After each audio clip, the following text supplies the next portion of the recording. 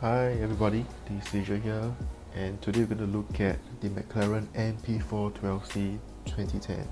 So the 12C was first announced back in September 2009, and there are actually two variants of the 12C available, which is the Coupe, that's the one that we are going to look at right now, and also the Spider version. Specs wise, the 12C is powered by a mid-mounted 3.8 litre V8 twin-turbo engine and produces around 592 brake horsepower, driving the rear wheels with about 443 pound-feet of torque. So the MP4-12C is McLaren's third generation supercar, following the footsteps of McLaren F1 and the SLR McLaren. The core of the 12C lies what is called the monocell, which the weight of its own is just 80 kg and is secured both at the front and back with aluminium frame, and then the engine and suspension are fitted thereafter. So every detail related to the design of this car has been carefully thought of.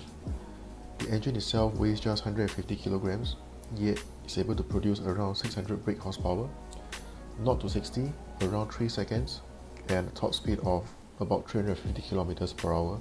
Brake wise, you can see it's installed with the carbon ceramic brakes, and while under hard braking, the 12C also utilizes its massive rear wing, which will increase downforce and stop the car further.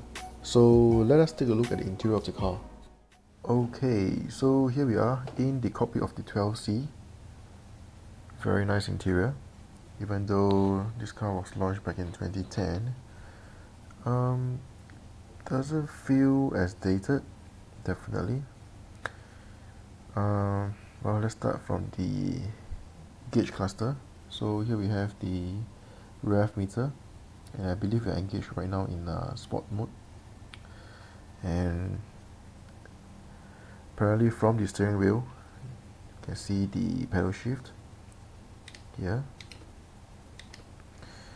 and what you can notice about the steering wheel is that there's no buttons or dials on the steering wheel itself. It's just the only function the steering wheel does is just to really steer the car. There's nothing to distract you, and you can see the indicator sticks.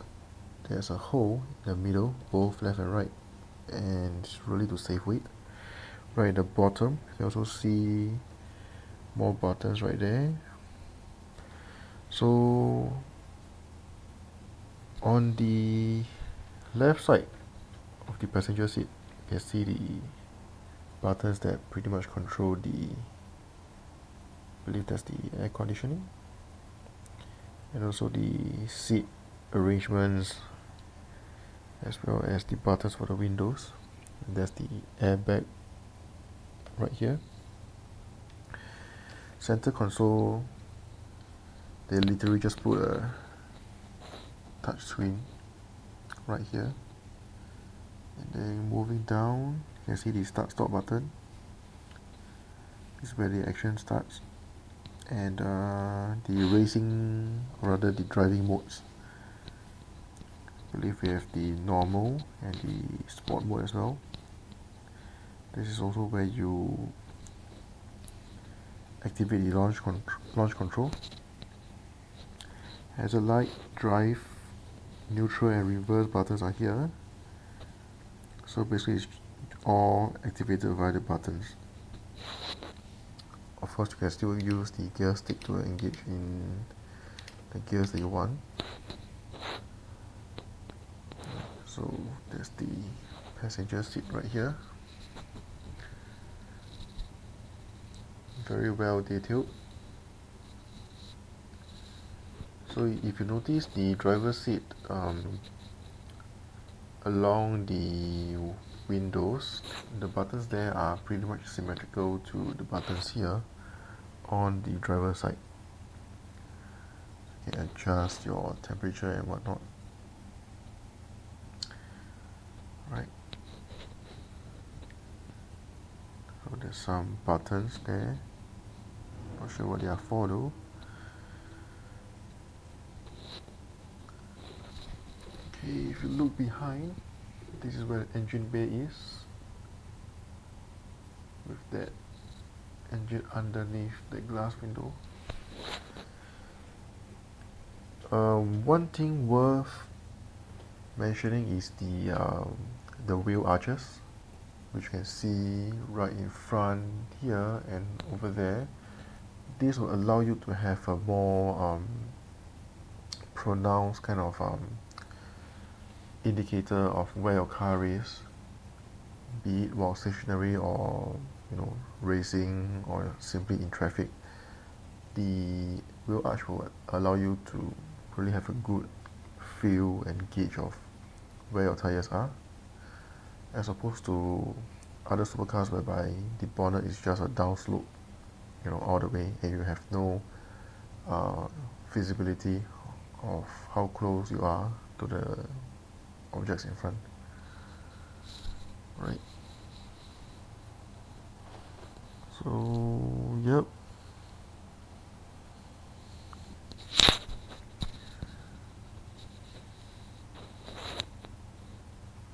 There's the passenger airbag.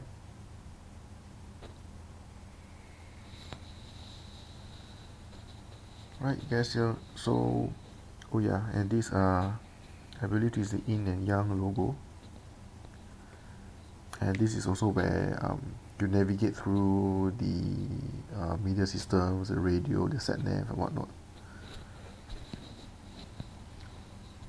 Still looking pretty modern, even though this car is 8 years ago. Alright, so let us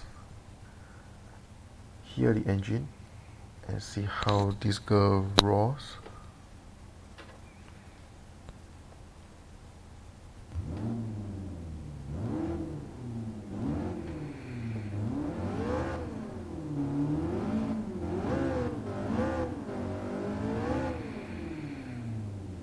Very nice. I'm not sure whether it's my audio, but it's not as loud as the 650S that we tested recently, but it still works.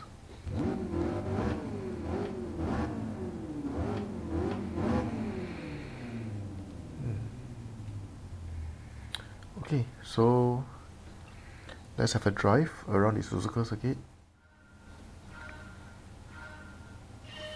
Right, here we are ready for the race. We will let the Peugeot RCZ go first. And just a reminder that this car goes from 0 to 60 in slightly more than 3 seconds, and we'll see how this baby performs at the Suzuka circuit. Right, one of the more technical cars that we have. Ready?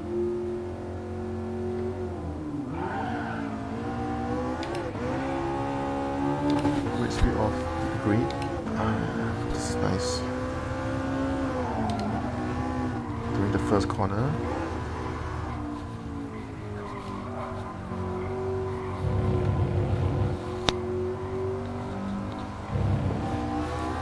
The wheel arch really helps to position your car and point to the direction that you want to with a bit more precision. So I have the traction control turned off. I can see whether I can have this car to have a bit of a chill happy moment.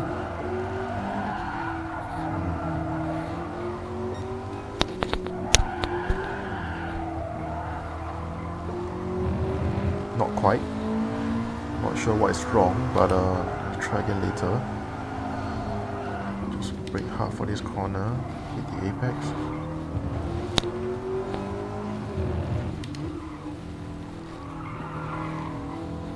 Approaching the downward corner next.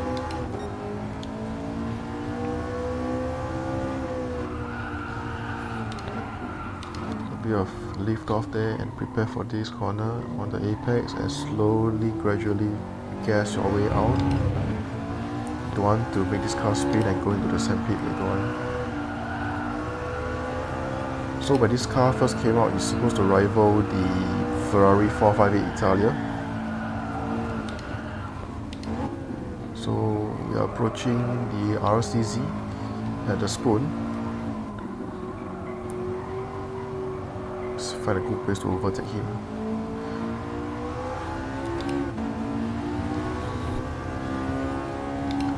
So over 200 kilometers per hour, approaching the 130R, 240, 250, downshift 1 gear, lift off, maximize the track width. to go for the chicane.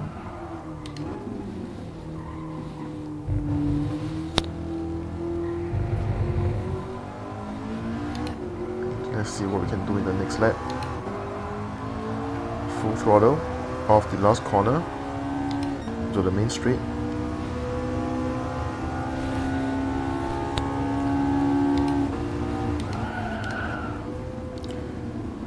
See whether I can do a bit of drifting here.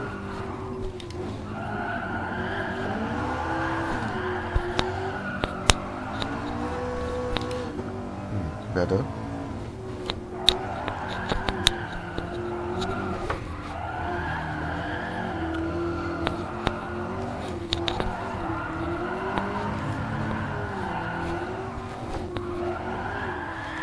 I'm not sure what is wrong, but I can't really get the car to engage in the drift constantly.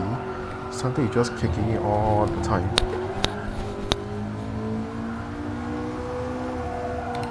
Can't really pinpoint what's the issue, but no doubt this is a very quick car, but it doesn't quite feel so engaging as compared to, say, the 650S or even the Huracan for the matter.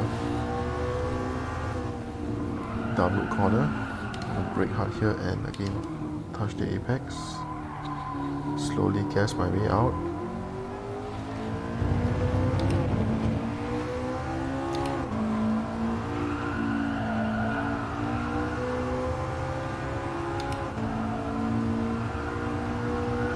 Pushing the spoon.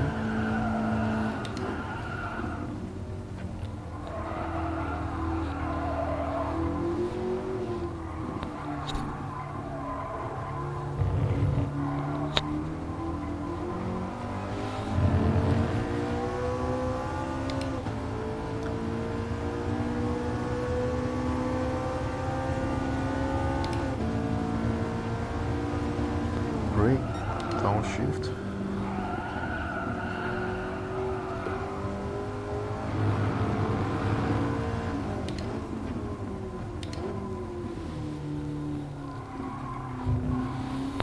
Bear in mind that we are not going at full speed.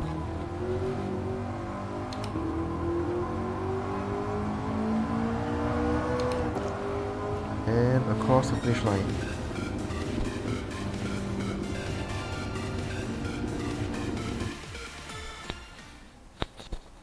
Okay, so here we have the MP4-12C. Not quite the car that I expect it to be. In terms of straight line speed performance, yes, it's there, but well, corner wise, something I just can't quite pinpoint. Settings is at stock, and it doesn't quite feel so engaged in terms of the driving experience. So well, anyway, I will take this car out for a spin another time and perhaps compare with the 650S and see how it turns out again. Yep, so hopefully you guys enjoy the ride and the drive as well. If you have any request to have a certain car featured in VR mode, let me know and drop the comments there. Also, feel free to like and subscribe if you enjoy the channel. And till the next time, I will see you soon.